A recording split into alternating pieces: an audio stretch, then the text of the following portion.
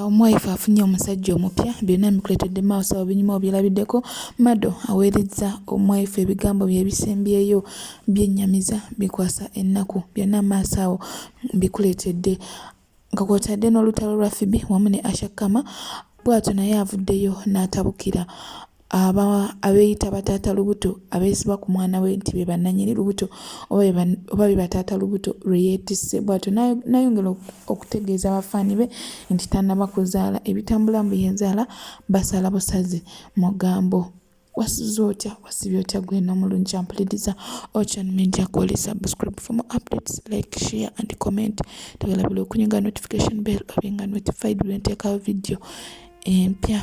Nyongera okubajjukiza nti tusiba ebirabo by'emikolo okukyala okwanjula surprise tuzikola gift hampers tukusurprisingiro yenna omwagalwawo asobola okuba taatawo asobola okuba maamawo asobola okuba muganda we asobola okuba omwagalwawo mukwano gwo yenna yakukolera ebirungi gweyagala okusurprise nga tumukusurprise nga tukola delivery at a fee bw'obeera ng'otwadde transport tukutuukirayo bulungi nnyo ew'omwagalwawo gwoba otutumyeko okubeera nga tusurprisinga ate ne tutakoma okwo ne tusiba n'ebirabo bya birthday byonna tubikolako bulungi nnyo ddala. Tufune ku namba y'essimu gy'olabawo ku screen yo namba eri 070 tukubireko oba twetsappinge tubeere ate nga twogerezeganya.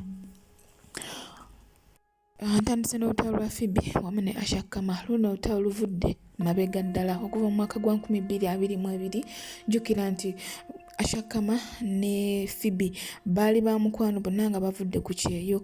Ashakama ekiseera kyatuuka n'agenda e Dubai n'asinkana eyali boyfriend we tugambe ex we Miss Dammam. Abantu bamwogerera bingi mbwe amwetikidde lumonde, amwetikidde emmere, amwetikidde biki. Baateekawo awards ez'aba TikTok awards nga baali balina ekifo kye bavuganyako bonna ekya best female TikToker of the year. Bw'atyo Phoebe akalulu kaali kamutuddemu n'atandika okwogera nti Ashakama bambi eby'obulu tabiriiko simanyi ali ku mmere gye yatwalidde Dammam biki n'ebirala binnyo ne yeegatta ku bantu abalala aboogera omugambo.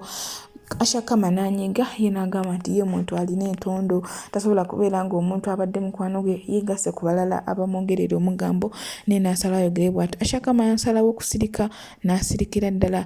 Tetumanyi ensonga zaabwe endala ze batayogera naye nga mu media obululu bwe babaviirako oba awards ze zabaviirako okubeera nga banyiga osanga balinayo n'ensonga zaabwe endala ze bataatulaga era okuva n'olwo tebalina nkolagana tebakwatagana tewakyali mukwano yadde. Bw'atyo Dr. Halima avuddeyo n'abuuza nti naye ddala Ashakama kiki Phoebe yazze afuna ebintu era ebiseera ebyo Phoebe yafunira omulimu kubukedde. Ashakama teyavayo yadde omukongratulatinga bamupropose nze teyamukongratulatinga bakoze eki buli kimu tamukongratulatinga naye Phoebe yavuddeyo n'akola posti ng'akongratulatinga Ashakama okuzaala omwana. Tosobola bikumalirayo byonna kyagala obeere ng'obyewulirirako bwentyo nkutwale bulungi butereevu ne wa Ashakama ate naye owulire ebimuvaamu. Bannange Ashakama konzi bannange kuliko omwana weebali kuzaala mwana mu bigambo ebiyitirivu ebibadde kuno ani taata w'omwana ani biki naye munnange n'oguma weebali kuzaala bannange kuliko omwana omwana luma naye yadde gwe toyagala congratulatinga banno munnange ffe tugenda ku congratulatinga weebali kuzaala mwana.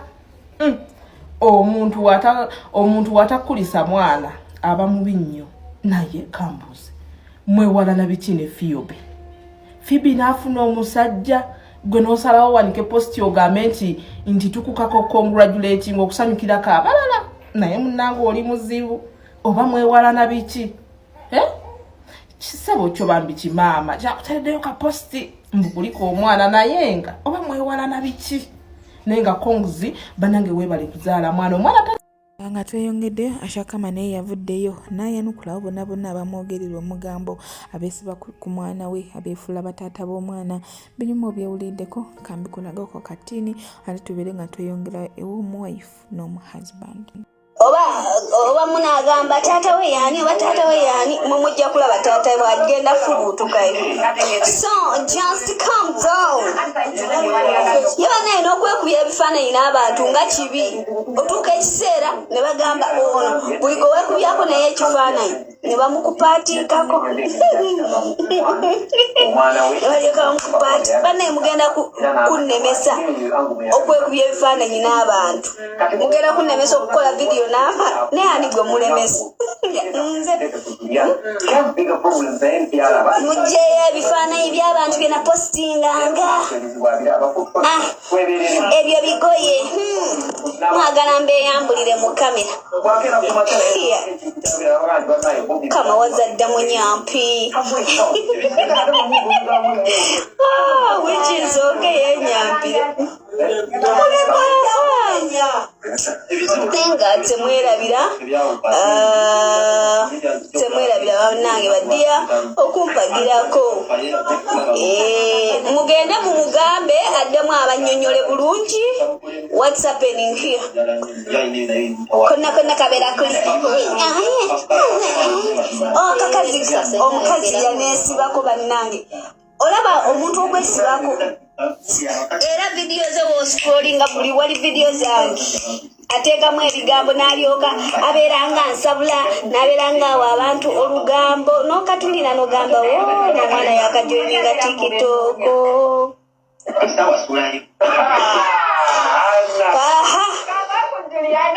mwatusangako ka app mujja kutulekako fe abamu nyampi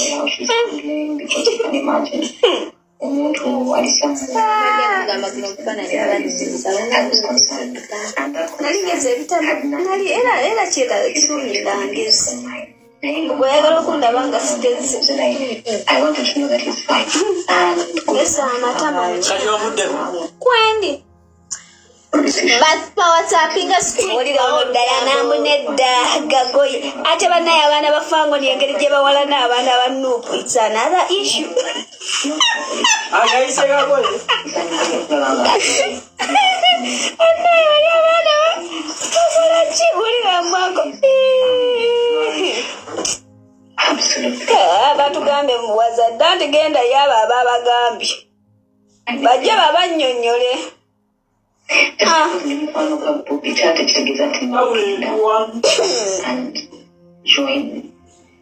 mulamu abaawo ku kido atalagewa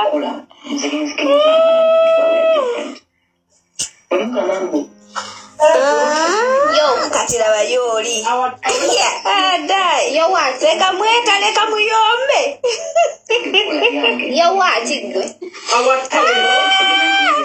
TikTok best flat ateka app gwe kasitosoma you do one thing kati nze omuntu nga mulabye n'ako akafaananyi I don't even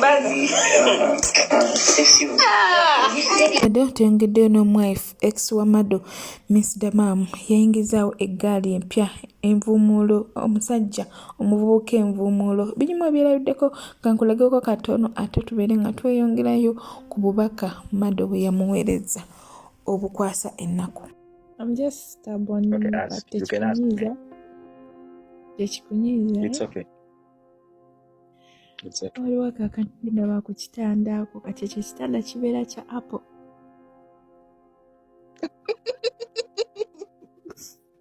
Well, I think I love Apple so much. So, like, is it for real? I was like, maybe it's a scratch in the form of maybe. No, when you go and buy a brand new boxed iPhone, when you unbox it, among those, there is a paper that comes with a user manual kind of things.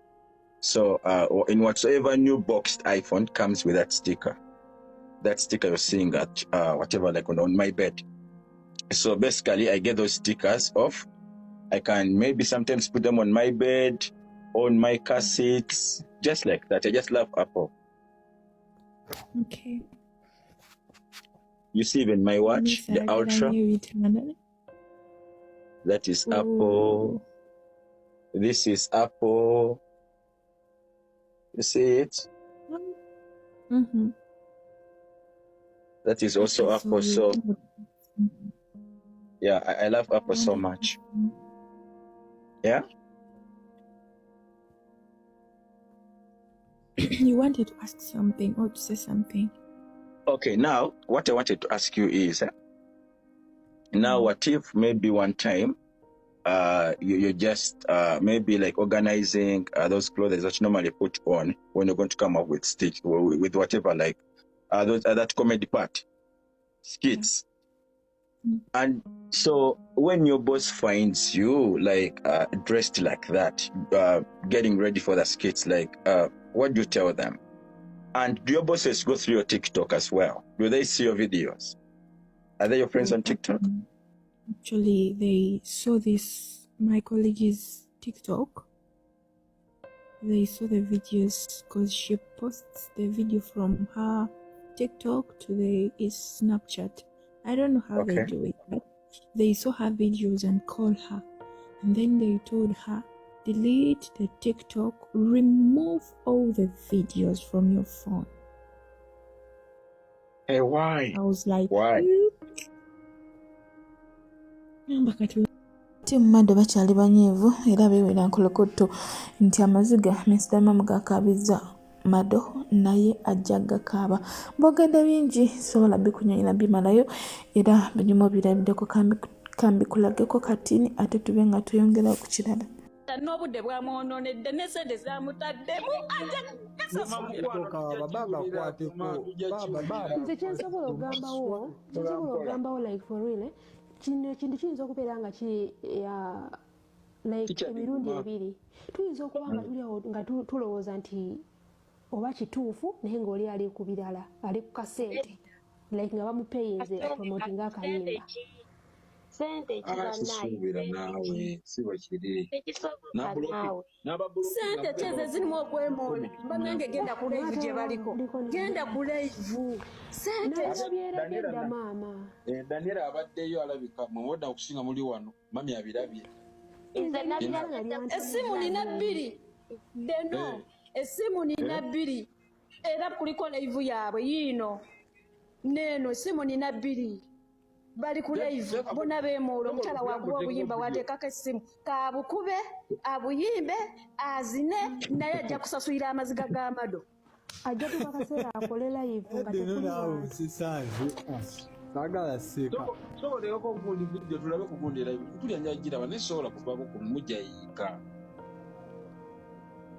tinoma nnyo walaayi ajja nsasulira amaziga ga Mado ddeno kyo kyemazima. Timu Mado bakaabidde amaziga agaddala ku live olw'okunyolwa ennaku ennyingi Miss Dammam okulekawo Mado nti obudde bwamaze naye esente zamwonoddemu laavu gyamuwadde n'ebirala bingi nnyo kambikulageko kubanga bikwasa ennaku. N'afuluma ekiro ssaawa 7 kaniimagini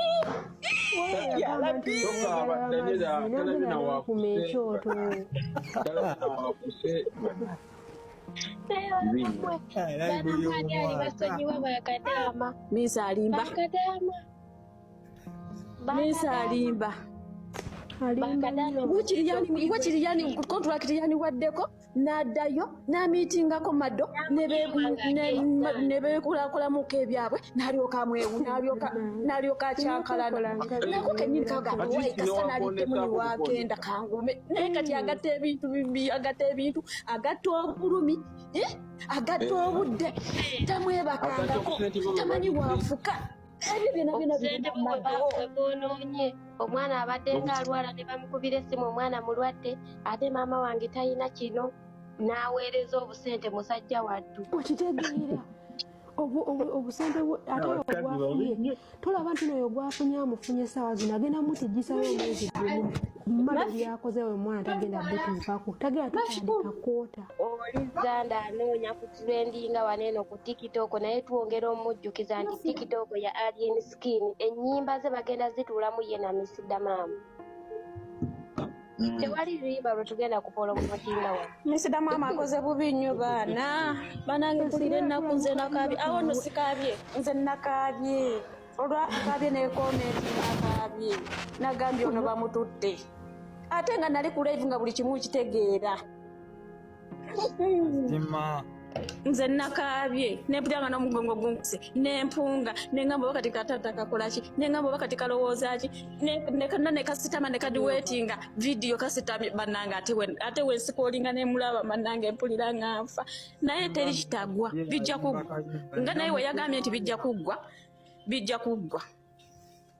olaba ebya Sefuko n'ono mukazi we byawedde tebyawedde nga zeye bijja kuggwa eyo laafu naye ejja kutijja emala eggweyo olutalo lukyagenda ddala mu maaso era mu byonna ebigenda mu maaso tusaba okozesa comment section otubulire ogwa ku side ki okkiriziganya ne byeboogera oba nedda so olabbi kumalirayo naye ngenda kubeera nga nkuwa paati ku paati katweyongereyo ate obeere nga weewulira paka gye binaggwera kyekyo kyennyini tewali kirala kyekyo kyennyini oyo n'abakyala alina bulwadde bwe era tumwesonyiwe waliwo gwendabye wano mu comment section ng'agamba obubuka nga munene ng'asingako naye saizi yeemu kozi nviiri zamusingako nze mbabuulire oyo omwana tayeetaaga bigoye byayambala ebinene ze byendabye ali mu kanzu naye okalaba kalinga kati ka kibiriiti nze mbabuulire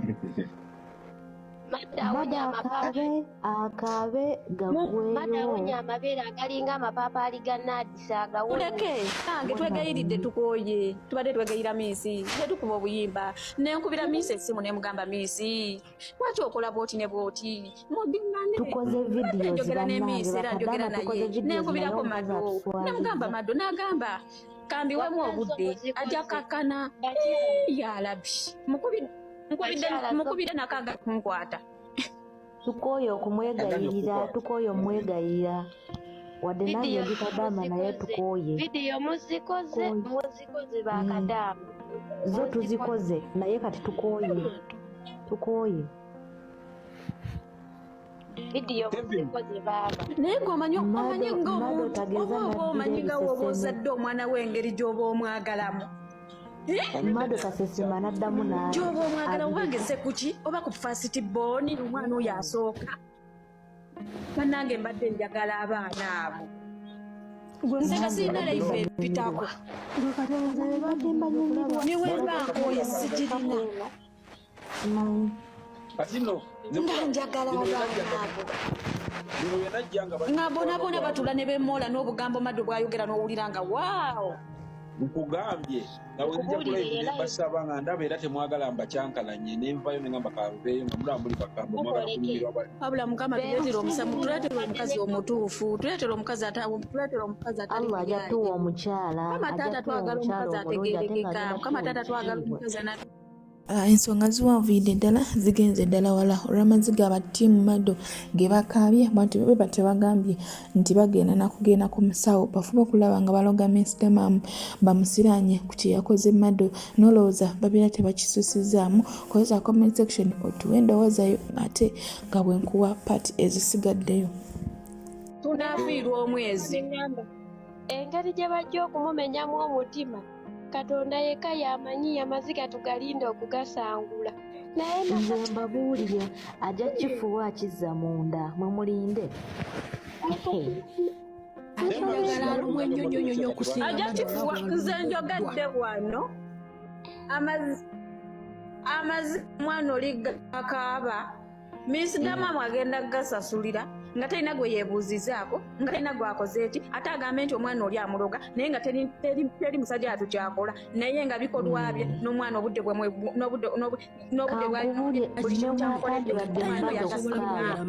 ne waatandibadde Mado okukaaba ffenna ababadde mabega y'eno kapo amaziga ge tuli mu car right now tegasobola kuleka oyo n'abakyala tenolowoozagana amaziga genkaabye nze zekazi agakaabye n'omuwala gwe edabye kunyakole yaduwe babaana bansindikidde ne vidiyo tize Mado naye nga amazima gennyini ebiri abaana bangi bambi bakaabye